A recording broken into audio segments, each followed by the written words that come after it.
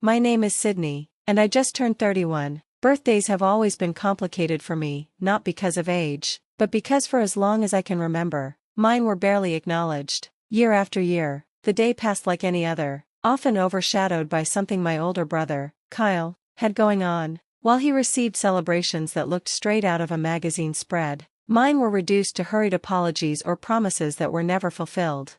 This year, I decided to do things differently. I didn't remind anyone. I didn't drop hints or secretly hope for a surprise that would never come. Instead, I quietly gave myself the gift no one else ever thought I deserved. I used my $75,000 work bonus, a sum I hadn't even mentioned to my parents, to buy a lakeside vacation home, a place that was mine, untouched by favoritism or comparisons. And when I posted the photos online, the notifications lit up my phone like fireworks. Friends congratulated me, coworkers were stunned, and suddenly the people who had overlooked me for decades wanted to know every detail. Before I explain how that simple act became my loudest declaration of independence, let me rewind. To truly understand why this mattered, you need to know where I come from. I grew up in Westlake Hills, an affluent suburb where appearances were everything. The lawns were trimmed to perfection, the homes all looked like they belonged on postcards, and the families inside them worked tirelessly to maintain an image of effortless success. Ours was no exception. From the outside, we looked like the perfect American family in our 5-bedroom colonial, a hardworking father, a glamorous mother, and 2 children destined for greatness. But if you stepped inside, you'd notice the imbalance almost immediately. Kyle was the star, and the rest of us revolved around him. My father, Harold, built his reputation climbing the ranks of corporate law until he became chief legal counsel for a Fortune 500 company. His pride in Kyle knew no bounds. Every achievement my brother earned became an excuse to celebrate. When Kyle joined the debate team, Dad whisked us to the most expensive steakhouse in town. When Kyle was accepted into his dream college, Dad announced it like breaking news at the dinner table. Me? I was the nice, quiet daughter. I brought home straight A's, earned scholarships, and joined honor societies, but my efforts barely registered. I'll never forget the day I came home beaming with my National Honor Society acceptance letter. Dad gave me a distracted pat on the shoulder and muttered, "That's nice, sweetheart," before disappearing behind his newspaper. The moment stung so deeply that even now, 15 years later, I can still remember the exact angle of light falling across the living room carpet as I stood there, holding my certificate like it was invisible.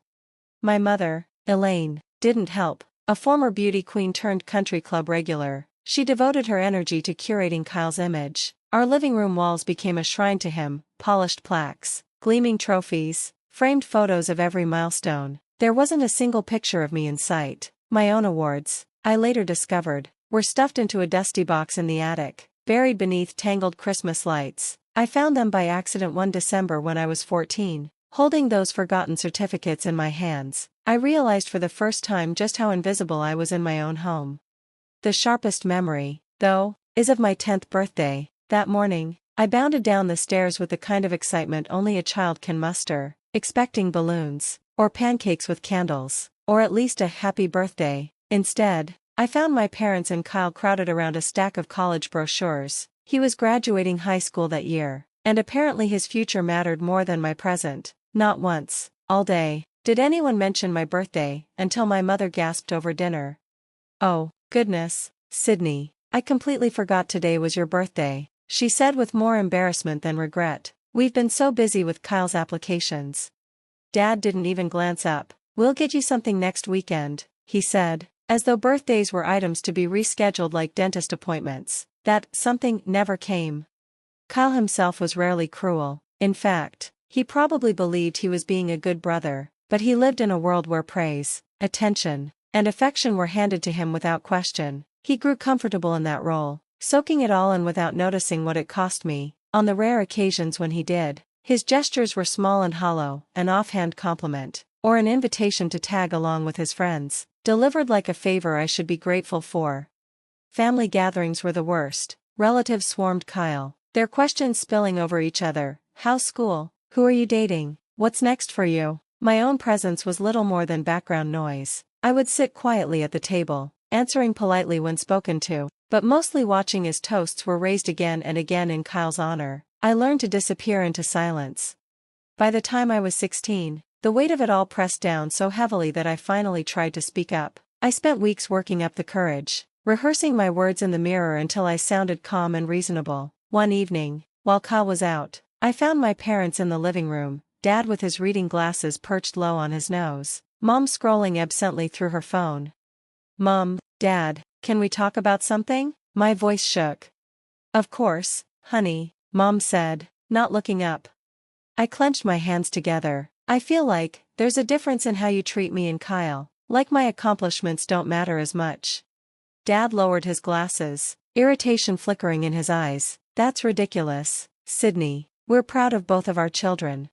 "But you don't show it," I said, the words spilling out faster now. "You forget my birthdays, my events, but with Kyle, it's always dinners, parties, celebrations."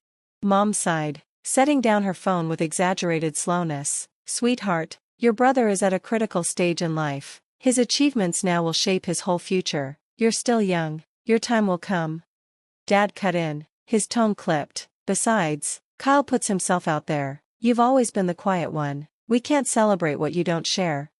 The conversation ended there. They assured me they loved me just as much, but their defensiveness told me the truth. Nothing would change. If anything, after that night, they seemed even less willing to notice me, as though acknowledging my feelings had been an inconvenience they didn't want to repeat. That's the world I grew up in, a world where Kyle shone and I disappeared. But on my 31st birthday, when I bought that lakeside home, I realized something important. If they weren't going to celebrate me, I'd celebrate myself.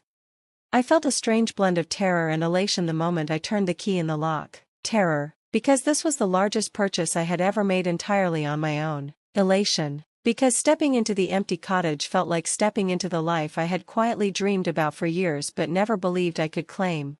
The 3-bedroom cottage wasn't grand by my parents' standards. They were used to sprawling suburban homes, polished to perfection by professional decorators. But to me, it was perfect. The main floor opened into a sunlit living area, the vaulted ceiling drawing the eye upward while the stone fireplace anchored the room with a sense of permanence. The dining space overlooked the lake through wide windows, offering a view I knew would never grow old. The kitchen was dated, with honey oak cabinets and laminate counters, but every drawer worked, every appliance functioned, and I found comfort in knowing I could improve it over time. A primary bedroom suite, modest but inviting, completed the main level. Upstairs, tucked beneath slanted ceilings, were 2 cozy bedrooms and a small office nook that felt like it had been designed for me and my notebooks.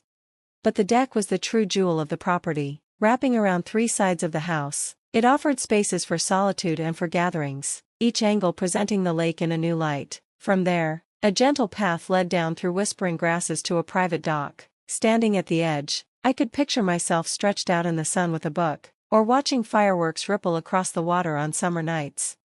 I hadn't brought much with me that first weekend, just an air mattress, a cooler with basics, and a duffel bag with toiletries and clothes. I planned to camp out, living simply while I absorbed every corner of my new space. As I carried the cooler inside, a voice called from across the property line. "Hello there, you must be the new owner." I turned to see a silver-haired woman walking toward me, balancing a covered dish in her hands. "I'm Margaret Wilson, my husband, James, and I live just up there to the north," she explained, pointing toward a tidy cedar-sided home. She insisted I come for dinner, dismissing my polite protests. "Nonsense," she said warmly, "it's tradition to welcome newcomers. Besides, I've made enough lasagna to feed an army."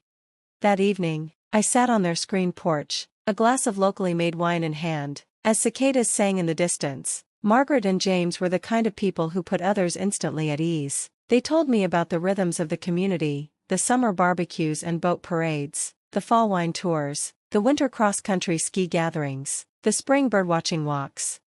"You'll love it here," James said with quiet conviction. "Every season feels like it belongs to you." The next morning, I drove to the nearest town, a storybook village about 30 minutes away, filled with boutiques, antique shops, and a bustling Saturday farmers market. I spent the day choosing essentials: a queen-sized bed with a soft upholstered headboard, a sturdy dining table that could comfortably seat 6, and a sofa I sank into as though it had been waiting just for me. When I arranged delivery, the shop owner gave me a knowing smile. "Silver Lake, right? The old Peterson place? News travels fast around here." Over the next month, I made the cottage my weekend project. Each Saturday morning, I'd pack up my car and drive out from the city, returning late Sunday evening with paint on my hands and the scent of sawdust clinging to my clothes. Slowly, the house transformed. I painted the kitchen cabinets a calming blue-gray, updated the fixtures with modern simplicity, and layered the rooms with furniture that invited rest instead of formality. The primary bedroom became a serene retreat in shades of white and pale blue, echoing the lake's tranquility. The guest rooms each took on their own character, one nautical, with stripes and a model sailboat on the dresser, the other botanical, filled with woven textures and soft green prints. I checked my phone occasionally, though mostly out of habit. Missed calls from my parents stacked up, each voicemail revolving around Kyle's newest round of celebrations, the main partner promotion party, then a weekend retreat, then a client gala where attendance was expected. Each time, I responded with a vague excuse about work. I never mentioned where I truly was.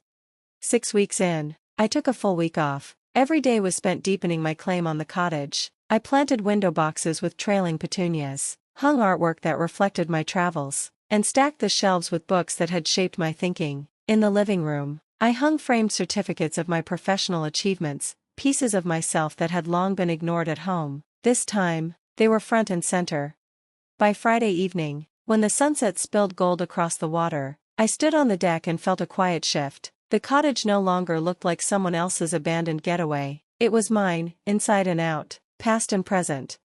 That weekend, I gave myself permission to rest. I woke with the sunrise, letting light spill across my bed. I walked along the lakeshore, toes brushing against cool water. I read long-forgotten books, cooked elaborate meals just for myself, and let the silence wash over me. On Sunday morning, coffee in hand, I sat on the dock watching a family of ducks glide through the reeds. The sight made me smile, and on impulse, I pulled out my phone. I snapped photos of the water, of the cottage glowing in morning light, of the cheerful Adirondack chairs on the deck, of the cozy corners inside that now reflected my taste. Scrolling through the images, I felt a surge of pride. Without much thought, I opened Instagram. I wasn't someone who posted often, mostly I used it to keep up with friends, but this moment felt worth marking. I chose a handful of photos, added a simple caption, "Weekend vibes, nothing beats lake life," and hit share. For the first time in a long time, posting didn't feel like seeking validation. It felt like acknowledgement, like planting a flag on the life I had quietly built, piece by piece, when no one else thought to celebrate me.